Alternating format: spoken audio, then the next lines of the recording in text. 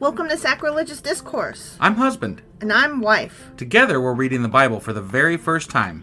We grew up without religion and wanted to know what all the fuss was about. Well, what have we learned so far? That God is a dick, and apparently some people believe in talking donkeys? We're not trying to pass ourselves off as experts. Nope, we're just reading the Bible for the first time and giving our first take reaction. If you'd like to join us in this venture, you might consider starting at episode 1. Otherwise, jump in wherever you like. All right, let's go read the Bible. Yeah, let's get to it.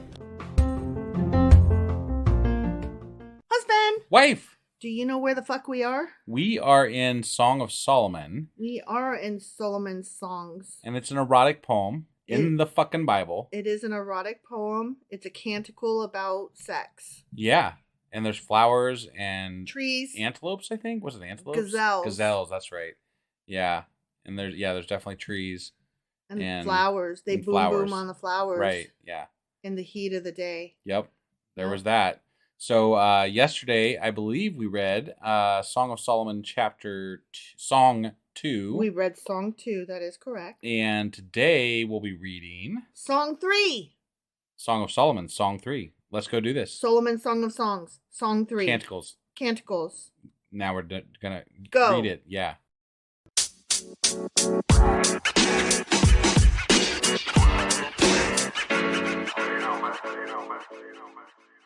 All right, so here we are, jumping into Song 3. Okay. All night long. Oh, yeah. On my bed, I look for the one my heart loves. Oh, no.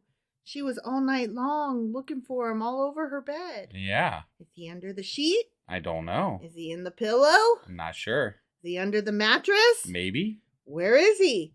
I looked for him, but did not find him. Oh, that cuckolding son of a bitch. I will get up now and go about the city. Through its streets and squares, I will search for the one my heart loves. Yeah, because where the fuck is he? She is going to get he should be you. there. I don't think that this is he led her on or something, and now she's like, I'm going to come find you. That's stalking, honestly. Right, yeah. I mean, I'm not saying I'm above it. Like, I may or may not have, said, I'm going to go find that son of a bitch. Right. But it's not Bible-y. It's not the good way to be. So it's not upright. It's not upright. Yeah. It's not upstanding. Right.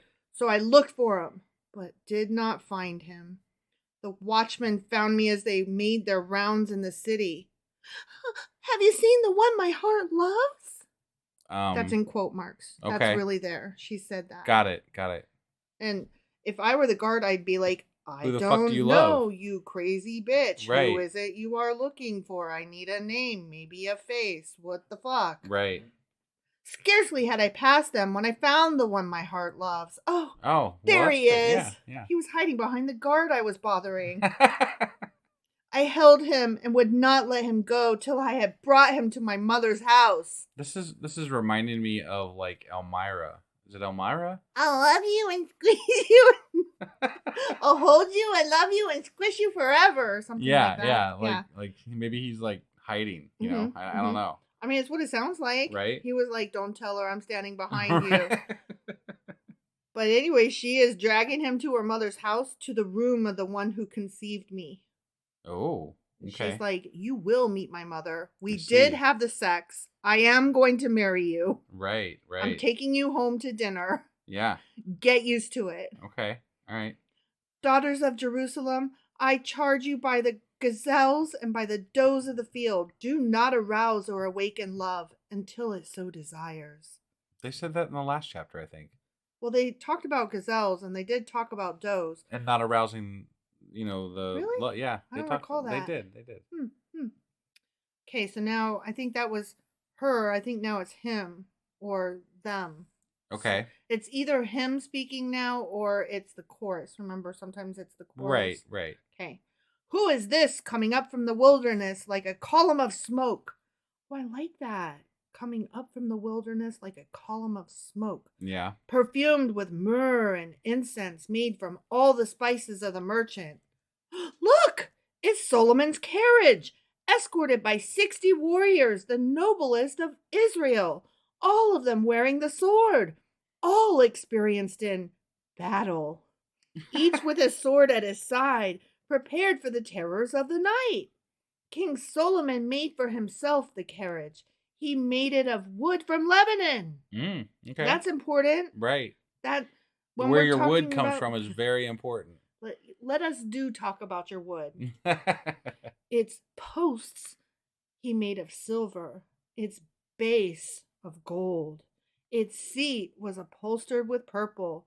Okay, I can't. With purple, huh? Yeah. Not like it could have been painted on. It could have been cloth. It could have been. It's throbbing purple. Gum. I don't know. It's throbbing purple. I see. Its interior inlaid with love. Daughters of Jerusalem, come out and look. You daughters of Zion, look on King Solomon wearing a crown, the crown with which his mother crowned him on the day of his wedding, the day his heart rejoiced. Oh, he's getting married now. Okay. That moved fast. Yeah. She was pregnant. Probably, yeah. The end, by the way. All right, let's talk about this a little bit. Okay. Okay. Yeah. So chapter 3. This contains a female song about her search for her lover at night, and a poem describing King Solomon's procession. Got it. So it's nighttime, and she's like, "Where the fuck is that guy that fucked me yesterday?" So I'm a little bit confused, I guess. Are we is her lover, is it King Solomon? I believe so. Okay. Yeah. That's why, remember, these are either written by him, or they are about him, or they are things that were included in his library. Okay. Because at one point, I thought that, but then they started talking, then it started kind of backing away from that, and it was just like a romp in the, his romp. The flowers and shit. His romp. Right. But it seemed a little less kingly at that point, I guess. Right. Because why would he need to be fucking out where the goats park? Right. Yeah. Right. Exactly. Yeah. So that's where I kind of fell away from the, is this King Solomon? I wasn't sure. There is some. What was her name that he was sneaking around with? Was it Bathsheba? Was that him?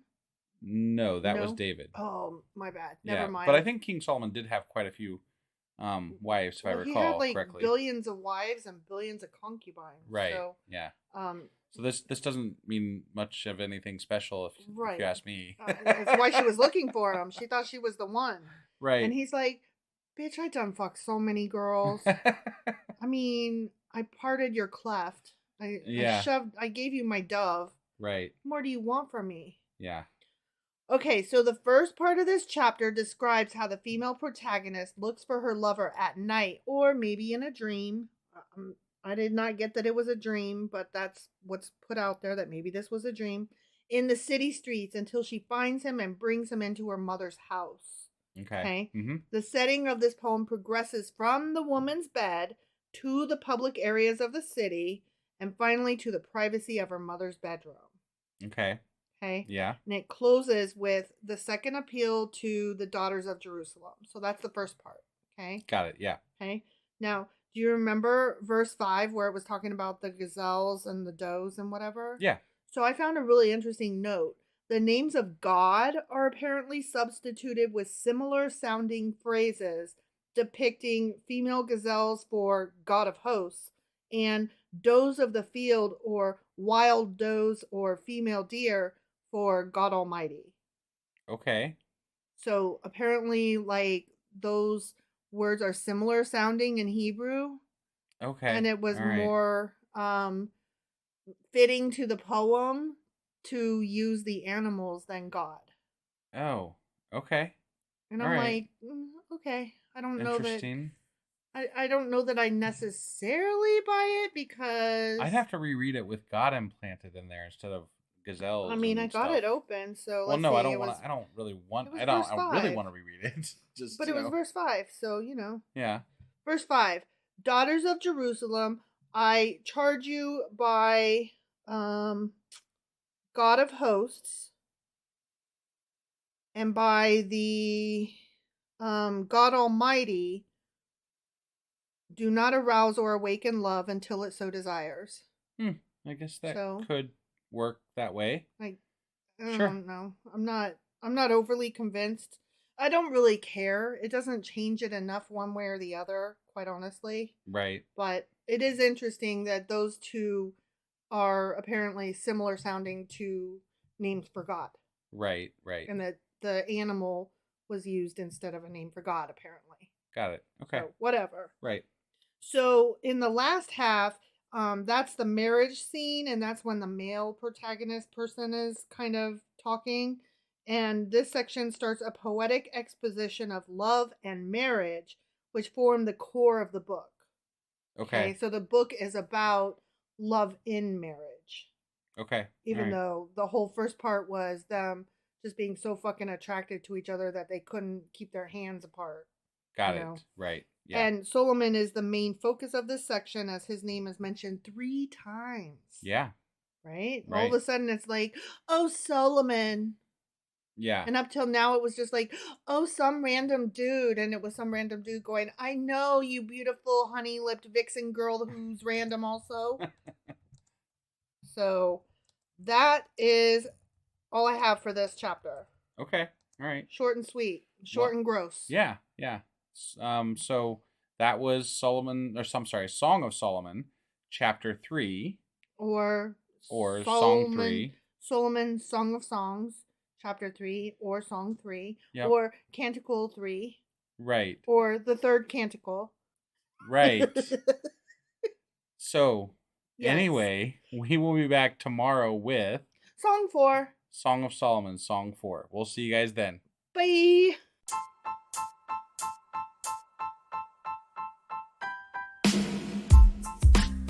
Hey, wife, I guess that's the end?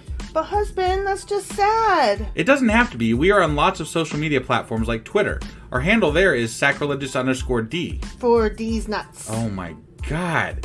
Stop doing that. Anyway, we're also on Facebook, Instagram, and Pinterest. There's a link to all of our social media sites at our website. Ooh, we have a website? Yeah, it's sacrilegiousdiscourse.com, where you can also find a link to our merch shop. We have a merch shop? Yep, we have podcast-themed clothing, mugs, notebooks, and more, as well as an atheist and science-themed products. Wow, our fans should really go check that out right now. Definitely. They can get in touch with us by sending an email to sacrilegiousdiscourse@gmail.com. But before they do that, we could really use some help. Oh yeah? With what? Well, it's not free running the podcast, and we need some financial support in order to get better equipment, which will free up time so we can concentrate on our podcast and our fans. Okay, so what should they do? Head over to patreon.com/sacrilegiousdiscourse and sign up as a contributor on our podcast. Supporters there receive additional bi-weekly episodes that we record just for our Patreon members for as little as $2 a month. Also, we'd really appreciate it if you would like and subscribe on whatever platform you're using. And Apple Podcast reviews help us out tremendously. Like and subscribe. Leave an Apple review. Join us on Twitter. Support us on Patreon. That's a lot of instructions. Don't forget to say thanks. Thanks. Okay, bye.